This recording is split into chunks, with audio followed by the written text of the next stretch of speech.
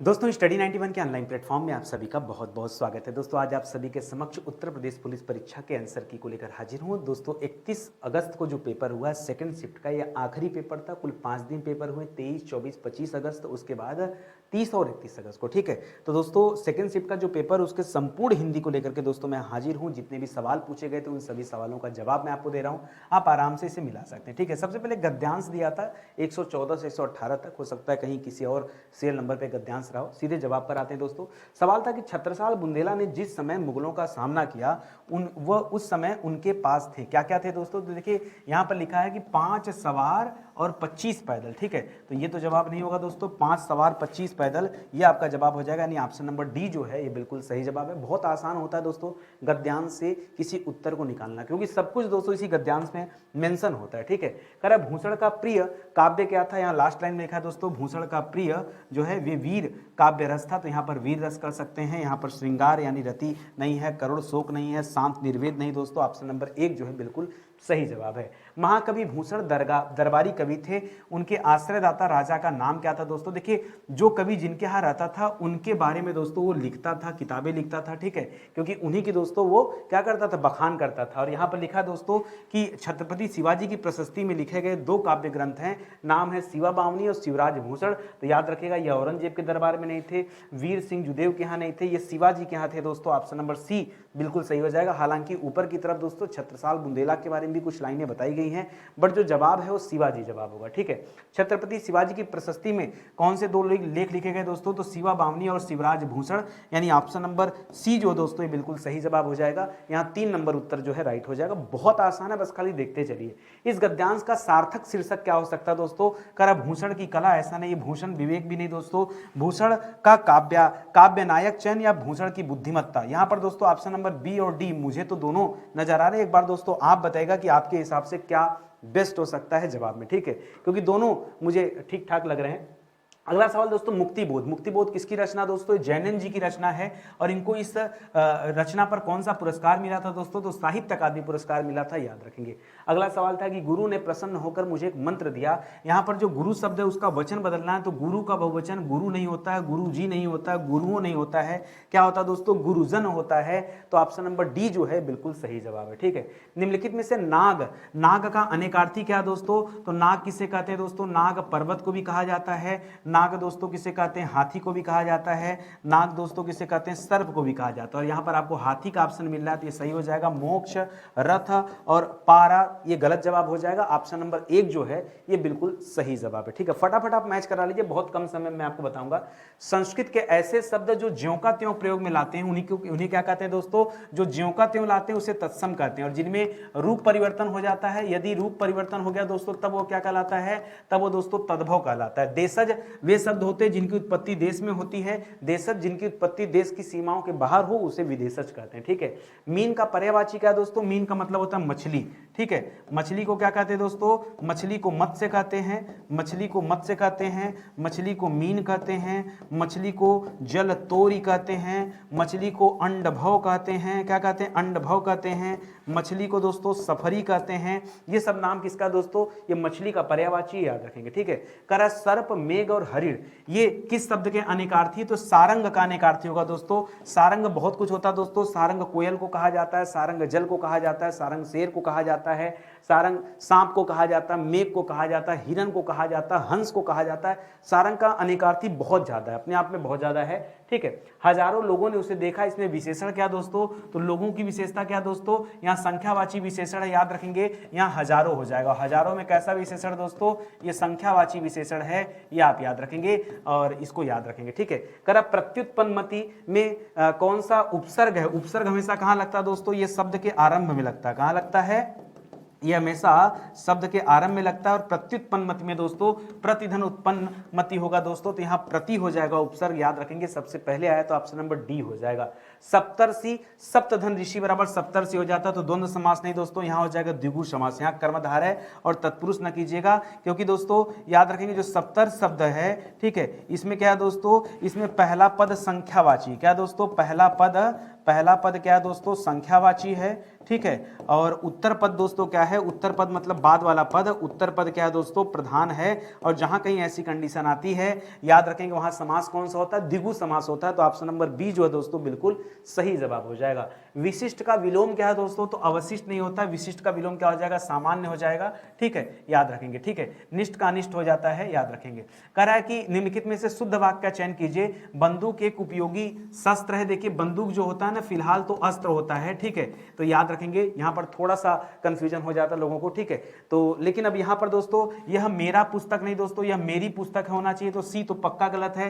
बाघ और बकरी एक घाट पर पानी पीती नहीं है दोस्तों, पीते हैं, यानी ये भी गलत है दोस्तों। श्री कृष्ण के अनेकों नाम नहीं, अनेक नाम है, अनेक अपने आप में बहुवचन है, तो ये इस हिसाब से देखेंगे दोस्तों तो ऑप्शन नंबर एक ही बच रहा और यही आप चूज कर लीजिए। लेकिन ये भी दोस्तों अपने आप में गलत ऑप्शन ही है। ऊंट के मुंह में जीरा, इस मुहावरे का अर्थ क्या दोस्तों, बड़े प्राणी को सांत्वना देना नहीं, बहुत अधिक खाने वाले को बहुत कम देना, इसे कहते हैं दोस्तों ऊंट के मुंह में जीरा। तो ऑप्शन नंबर सी जो है ये सही जवाब हो जाएगा। साहित्य अकादमी पुरस्कार प्राप्त निराला की साहित्य साधना, ये दोस्तों किसकी रचना है, तो याद रखेगा ये रामविलास शर्मा जी की रचना है, ठीक है, इसको याद रखेंगे। भवानी प्रसाद और हजारी प्रसाद मत कीजिएगा दोस्तों, डॉक्टर रामविलास शर्मा जी की रचना है, ठीक है। करा अघ शब्द का भिन्नार्थक क्या दोस्तों, तो अघ का मतलब क्या होता है, पाप होता है। क्या होता है दोस्तों, अघ का उल्टा अनघ होता है ना, इसका अर्थ क्या होता है, पाप होता है। लिख रहा है देखा गया हो, क्रिया के किस पक्ष का उदाहरण है, संदिग्ध भूत है। देखिए भविष्य तो है नहीं, क्योंकि देखा गया हो इससे पता चलता है भूत की बात हो रही, तो वर्तमान भी नहीं है। और एक चीज और बता दूं, यहाँ जो संभाव्य भूत लिख रहा है, कभी भी मैं आपको हमेशा समझाया हूं कि जो संभाव्य शब्द लिखता है इसका मतलब होता है संभावना।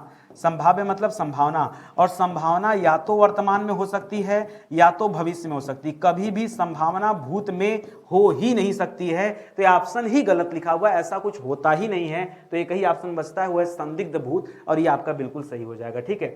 निम्नलिखित में से कौन सा शब्द स्त्रीलिंग पुल्लिंग दोनों है दोस्तों, तो याद रखेगा तार वार धार, वैसे हार कर लीजिए, लेकिन इस सवाल को आप ढूंढेंगे दोस्तों तो ये बताए नहीं कि तार किस प्रकार का तार है। हो सकता है सितार वाले तार की बात कर रहा हो तो अलग जवाब हो जाएगा, तार वाले तार की बात करेगा सोने के तार हो तो अलग जवाब हो जाएगा। तो स्त्रीलिंग पुल्लिंग यहाँ पे भी दोनों आएगा, वार में भी दोनों आएगा, धार में भी दोनों आएगा। फिलहाल हार आप कर लीजिए, ये जो है सही उत्तर होगा, ठीक है। कह उस विकल्प का चयन कीजिए जो दिए गए मुहावरे का सही अर्थ है, बताइए। खटिया सेना मतलब क्या हो जाता है दोस्तों, आराम से लेटना नहीं, बीमार होने को कहा जाता है दोस्तों खटिया सेना। कार्य से विमुख, चारपाई पर सोना नहीं दोस्तों, बीमार होना लोग कहते हैं ना खटिया से रहे हैं, ठीक है, यानी बहुत बीमार है, खटिया से उठ नहीं पा रहे, उनके लिए यूज होता है, ठीक है। अगला सवाल है कि निम्नलिखित में से कौन सा वाक्य सकर्मक क्रिया वाला वाक्य है, अकर्मक नहीं दोस्तों, सकर्मक पूछा है। करा है कैलाश छत से गिर पड़ा। अब देखिए लोग गिरना का संबंध छत से लगा रहे थे, बट ऐसा नहीं है दोस्तों। रोना कहीं भी, जहां कहीं भी रोना आ जाए दोस्तों, आप पढ़ें कि रोना हमेशा क्या दोस्तों, रोना क्या दोस्तों, ये अकर्मक के अंतर्गत आता है, ठीक है, अकर्मक के अंतर्गत आता है। उसी तरह से गिरना भी दोस्तों अकर्मक के अंतर्गत आता है, चढ़ना भी अकर्मक के अंतर्गत आएगा। सतीश ने केला खरीदा, केला दोस्तों क्या है, ये सकर्मक है। तो ऑप्शन नंबर बी चूज कीजिए, बिल्कुल सही जवाब है। शास्त्र प्रवीण महाविद्यालय में पीतांबर धारण करने आते, इस वाक्य में तत्पुरुष समास कौन सा है दोस्तों, तो याद रखिएगा शास्त्र प्रवीण। ये जो शास्त्र प्रवीण है दोस्तों ये तत्पुरुष समास है, ठीक है, तत्पुरुष समास है। और जो पीतांबर शब्द दे रहा दोस्तों ये आपका कर्मधारय समास है। क्या दोस्तों, ये आपका कर्मधारय समास है, याद रखेंगे। तो आपसे पूछा था तत्पुरुष वाला, तो जवाब सी दीजिएगा, गलती से ए मत कर दीजिएगा। ए किया अगर आपने तो कर्मधारय का जवाब हो जाएगा।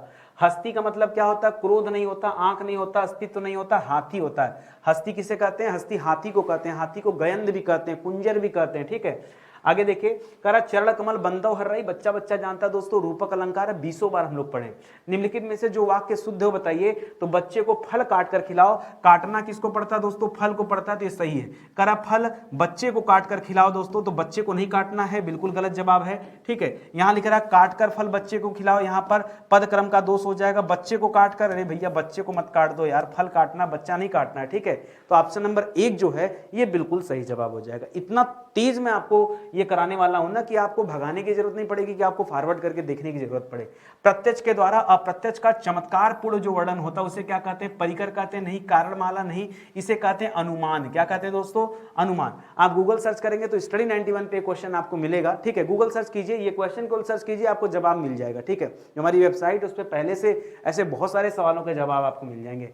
निम्नलिखित में से जहां कोई पद प्रधान नहीं होता वहां क्या होता है दोस्तों, देखिए अगर तत्पुरुष की बात होती है तो तत्पुरुष में हमेशा याद रखेंगे यहां उत्तर पद क्या होता है दोस्तों, प्रधान होता है। कर्मधारय में भी दोस्तों उत्तर पद प्रधान होता है। अब व्ययी भाव में दोस्तों पूर्व पद प्रधान होता है। क्या होता है, यहाँ पूर्व पद प्रधान होता है। केवल और केवल बहुब्रीहि समास ऐसा है जहां पर दोनों पद अप्रधान होते हैं और उसके जगह पर कोई तीसरा पद प्रधान होता है, इस वजह से ऑप्शन नंबर बी सही हो जाएगा। हिंदी वर्णमाला में स्वरों की कुल संख्या कितनी दोस्तों? तो स्वरों की संख्या 11, या आप याद रखेंगे 10, 13 और 12 मत कीजिएगा, ठीक है। आप जोड़ भी सकते हैं, ठीक है, जैसे अ, ई, उ और री, ठीक है। अ, ई, उ, री, ये तो 4 दोस्तों आपके ह्रस्व स्वर हो जाते हैं। ये क्या हो जाते हैं दोस्तों?